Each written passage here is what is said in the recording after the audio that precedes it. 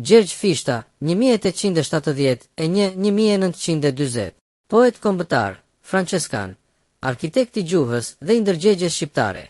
Gjergj Fishta është një nga figurat më komplekse dhe më ndikimtare të kulturës shqiptare të shekullit e. Franceskan, arsimtar, shkrimtar, përkthyes, estet, kritik letrar, politikan dhe diploma. Për afro 5 dekada, ai u imponua si zëri kryesor i letërsisë shqipe dhe u kurorëzua që sa ishte gjallë poet kombëtar, një status që e fitoi jo nga pushteti, por nga autoriteti kulturor dhe fuqia e veprës.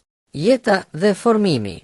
Lindi më 23 tetor 1871 në Fish të Zadrimës, vilajeti i Shkodrës, me emrin e pagëzimit Zef, i biri i ndok Simon Docit dhe prendes së Lazar Kaçit, që herët u orientua drejt urdhrit franceskan. Mësimet e para i kreu në Shkodër dhe Troshan, ndërsa formimin rregulltar e teologjik e përfundoi në Bosnjë. Në vitin 1894 u shugurua meshtar. Kontaktet me mjediset kulturore slave dhe kroate, si dhe ndikimet nga poet të traditës epike e romantike, e ndihmuan të artikulojnë një nacionalizëm kulturor shqiptar të bazuar te gjuha, tradita dhe kujtesa historike. Arsimtar dhe organizator kulture. Fishta ishte reformatori i arsimit.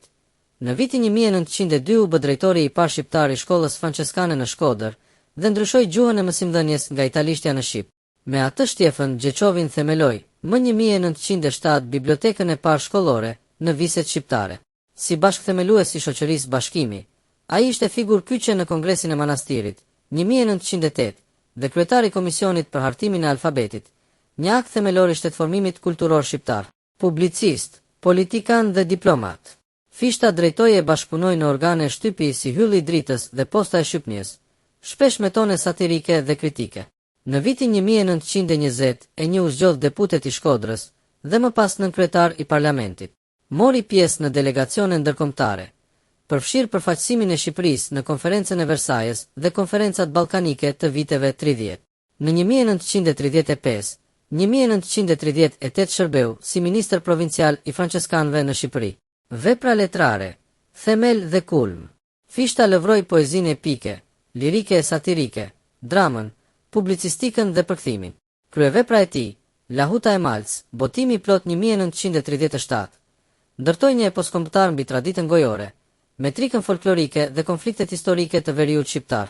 Ajo e vendosi letërsinë shqipe në dialog me modelet homerike dhe romantike evropiane. Në satir, Anzat e Parnasit, 1907, hapi një zhanër të ri në shqip, duke goditur veset politike e shoqërore.